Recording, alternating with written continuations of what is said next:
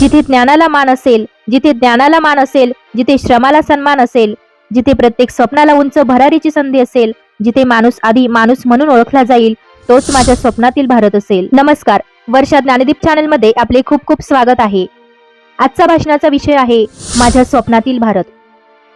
तुम्ही जर स्पर्धेत भाग घेतला असेल तर तुमचा पहिला नंबर आल्याशिवाय राहणार नाही. त्यासाठी व्हिडिओ शेवटपर्यंत नक्की बघा. चला तर मग वेळ न घालवता आपल्या भाषणाला सुरुवात करूया. आदरणीय व्यासपीठ, माननीय प्राचार्य सर, आदरणीय शिक्षकवृंद आणि माझ्या प्रिय मित्र मैत्रिणींनो, आज मी ज्या विषयावर बोलणार आहे तो केवळ एक भाषणाचा विषय नाही, तर माझ्या मनात जपलेलं एक स्वप्न आहे.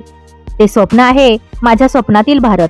असा भारत जिथे प्रत्येक मुलाच्या डोळ्यात स्वप्न असेल, प्रत्येक तरुणाच्या हातात संधी असेल, प्रत्येक शेतकऱ्याच्या चेहऱ्यावर समाधान असेल, प्रत्येक स्त्रीला सुरक्षिततेची जाणीव असेल आणि प्रत्येक नागरिकाच्या मनात आपल्या देशाबद्दल अभिमान असेल. माझ्या स्वप्नातील भारत केवळ मोठ्या इमारतींचा, रुंद रस्त्यांचा किंवा आधुनिक तंत्रज्ञानाचा भारत नाही. माझ्या स्वप्नातील भारत हा माणुसकीने मोठा असलेला भारत आहे. कारण देशाची खरी श्रीमंती त्याच्या इमारतींमध्ये नसते, ती त्याच्या नागरिकांच्या विचारांमध्ये असते. मित्रांनो, आपण स्वातंत्र्य मिळालेल्या भारतात जन्मलो हे आपलं भाग्य आहे. पण हे स्वातंत्र्य आपल्याला सहज मिळालं नाही. असंख्य स्वातंत्र्य सैनिकांनी संघर्ष केला, तुरुंगवास सहन केला, आपल्या कुटुंबांपासून दूर राहिले आणि अनेकांनी देशासाठी आपल्या आयुष्याचं बलिदान दिलं. त्यांनी एका स्वतंत्र भारताचं स्वप्न पाहिलं होतं. आज त्या स्वप्नाचा वारसा आपल्या हातात आहे. म्हणून मला वाटतं, स्वातंत्र्य सैनिकांनी आपल्याला फक्त स्वतंत्र भारत दिला नाही, तर त्यांनी आपल्यावर एक जबाबदारी सोपवली आहे. आता हा भारत अधिक चांगला बनवूया. एक छोटीशी चारोळी सांगावीशी वाटते. ज्यांनी स्वप्न पाहिलं भारत स्वतंत्र करण्याचं, ज्यांनी स्वप्न पाहिलं भारत स्वतंत्र करण्याचं, त्यांनी रक्त दिलं मातृभूमीच्या मातीसाठी. आता आपली वेळ आहे मित्रांनो, भारत घडवण्याची नव्या विचारांसाठी. माझ्या स्वप्नातील भारतात शिक्षण ही श्रीमंतांची मक्तेदारी नसेल. गावात राहणाऱ्या मुलाला आणि शहरात राहणाऱ्या मुलाला समान दर्जाचं शिक्षण मिळेल. गरीब घरातील मुलगा किंवा मुलगी आपल्या परिस्थितीमुळे स्वप्न पाहण्यास घाबरणार नाही. कारण मला असा भारत हवा आहे जिथे एखाद्या विद्यार्थ्यांच्या हातात पुस्तक असेल आणि त्या पुस्तकातून त्याला स्वतःचं भविष्य घडवण्याची ताकद मिळेल. प्रत्येक शाळेत चांगले शिक्षक असतील, आधुनिक शिक्षणाच्या सुविधा असतील आणि शिक्षणाचा उद्देश केवळ गुण मिळवणे नसेल, तर चांगला आणि जबाबदार नागरिक घडवणे असेल. माझ्या स्वप्नातील भारतात तरुणाई ही देशाची सर्वात मोठी ताकद असेल. आजचा तरुण फक्त नोकरी शोधणारा नसेल, तर संधी निर्माण करणारा असेल. तो नवीन कल्पना मांडेल, संशोधन करेल, उद्योग उभे करेल, तंत्रज्ञानाचा उपयोग समाजाच्या समस्यांवर उपाय शोधण्यासाठी करेल. आज आपल्या हातात मोबाईल आहे, इंटरनेट आहे, जगभरातील ज्ञान काही सेकंदात आपल्या हातात येतं. पण माझ्या स्वप्नातील भारतातील तरुण या तंत्रज्ञानाचा वापर फक्त मनोरंजनासाठी करणार नाही. तो त्याचा उपयोग स्वतःला आणि देशाला पुढे नेण्यासाठी करेल. कारण हातात मोबाईल असू दे, पण विचार मोठे असू दे. डोळ्यांसमोर स्क्रीन असू दे, पण स्वप्न आकाशापेक्षा मोठी असू दे. माझ्या स्वप्नातील भारतात शेतकरी हा केवळ अन्नदाता म्हणून भाषणात गौरवला जाणार नाही, तर प्रत्यक्ष जीवनात त्याला सन्मान, योग्य संधी आणि सुरक्षित भविष्य मिळेल. ज्याच्या कष्टामुळे आपल्या घरात अन्न येतं, त्याच्या कष्टाची किंमत समाजाला काय जाणवेल. शेतीमध्ये आधुनिक तंत्रज्ञानाचा वापर होईल, पाण्याचं योग्य नियोजन होईल आणि शेतकऱ्यांचं जीवन अधिक सक्षम करण्यासाठी तरुण पिढीही पुढे येईल.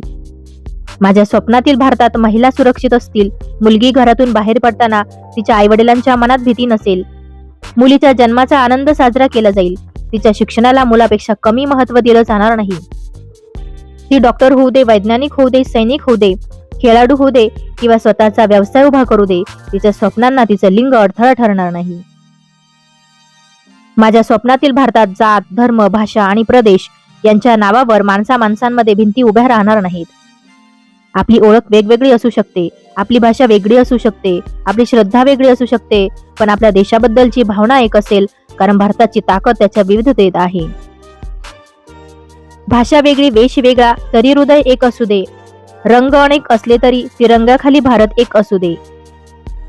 मित्रांनो, माझ्या स्वप्नातील भारत स्वच्छ भारत असेल. फक्त स्वच्छता अभियानाच्या पोस्टरवर स्वच्छ भारत दिसणार नाही, तर आपल्या रस्त्यांवर, गावांमध्ये, शहरांमध्ये आणि सार्वजनिक ठिकाणी स्वच्छता दिसेल. आपण कचरा रस्त्यावर टाकणार नाही आणि स्वच्छतेची जबाबदारी फक्त सरकारची आहे असं म्हणणार नाही. कारण देश स्वच्छ करण्यापूर्वी आपली मानसिकता स्वच्छ झाली पाहिजे. माझ्या स्वप्नातील भारत पर्यावरणाची काळजी घेणारा भारत असेल. विकास हवा, पण विकासाच्या नावाखाली निसर्गाचा विनाश नको. मोठ्या इमारती हव्यात, पण त्याचबरोबर झाडंही हवीत. उद्योग हवेत, पण नद्या प्रदूषित करून नाहीत. प्रगती हवी, पण पुढच्या पिढीचं भविष्य धोक्यात घालून नाही. माझ्या स्वप्नातील भारत विज्ञान आणि तंत्रज्ञानामध्ये जगाला दिशा देणारा भारत असेल.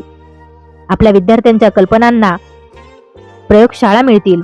आपल्या वैज्ञानिकांच्या संशोधनाला प्रोत्साहन मिळेल. अंतराळापासून आरोग्यापर्यंत, शेतीपासून शिक्षणापर्यंत तंत्रज्ञानाचा उपयोग सामान्य माणसाच्या जीवनात सुधारणा करण्यासाठी होईल. पण त्याचवेळी आपण आपल्या संस्कृतीची आणि मूल्यांची मुळं विसरणार नाही. कारण आधुनिक होणं म्हणजे आपली संस्कृती विसरणं नाही. आधुनिक होणं म्हणजे चांगल्या गोष्टी स्वीकारताना आपल्या चांगल्या मूल्यांना जपणं होय. माझ्या स्वप्नातील भारतात भ्रष्टाचाराला सामान्य गोष्ट मानलं जाणार नाही. सगळेच करतात म्हणून चुकीच्या गोष्टी स्वीकारल्या जाणार नाहीत. प्रामाणिकपणा हा मूर्खपणा नसून ताकद आहे अशी मानसिकता निर्माण होईल. प्रत्येक नागरिक आपलं काम प्रामाणिकपणे करेल आणि प्रत्येकाला आपल्या हक्कांसोबत आपल्या कर्तव्यांचीही जाणीव असेल. मित्रांनो, आपण अनेकदा म्हणतो देश बदलला पाहिजे, पण देश बदलणार कोण? सरकार, प्रशासन, नेते? हो, त्यांची भूमिका महत्वाची आहे, पण त्याचबरोबर देश बदलण्याची जबाबदारी आपलीही आहे. कारण भारत म्हणजे केवळ सरकार नाही, भारत म्हणजे आपण सर्व. आपण रस्त्यावर कचरा टाकून स्वच्छ भारताची अपेक्षा करू शकत नाही. आपण नियम तोडून चांगल्या व्यवस्थेची अपेक्षा करू शकत नाही. आपण भेदभाव करून समानतेचं स्वप्न वाहू शकत नाही. आपण खोट्या बातम्या पसरवून शांत समाजाची उपेक्षा करू शकत नाही. बदल हवा असेल तर त्याची सुरुवात स्वतःपासून करावी लागेल. देश बदलण्याची इच्छा प्रत्येकाच्या मनात असते.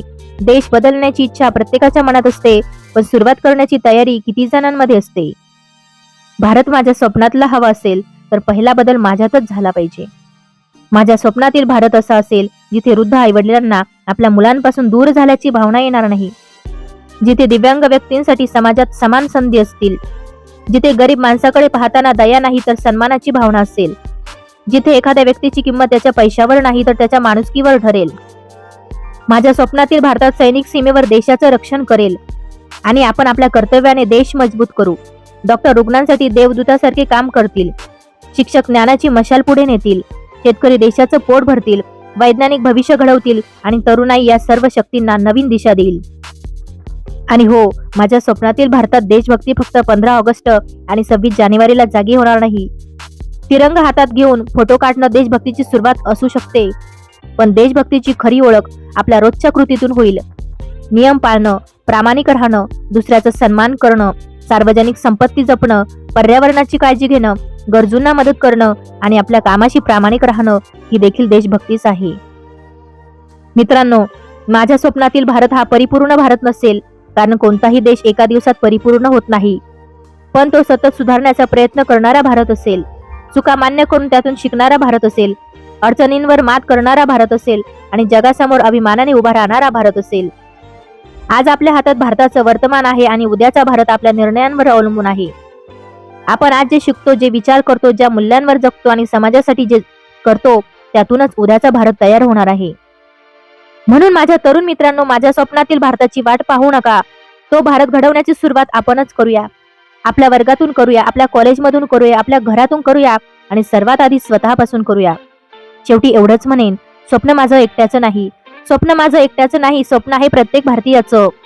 भारत असा घडवायचा आहे, भारत असा घडवायचा आहे की नाव अभिमानाने घ्यावं प्रत्येक भारतीयाचं. जिथे ज्ञानाला मान असेल, जिथे श्रमाला सन्मान असेल, जिथे प्रत्येक स्वप्नाला उंच भरारीची संधी असेल, जिथे माणूस आधी माणूस म्हणून ओळखला जाईल, तोच माझ्या स्वप्नातील भारत असेल. माझ्या स्वप्नातील भारत असेल. माझ्या स्वप्नातील भारत असा असेल ज्याच्याकडे जग फक्त आर्थिक ताकद म्हणून नाही तर मानवतेची ताकद म्हणून पाहिल.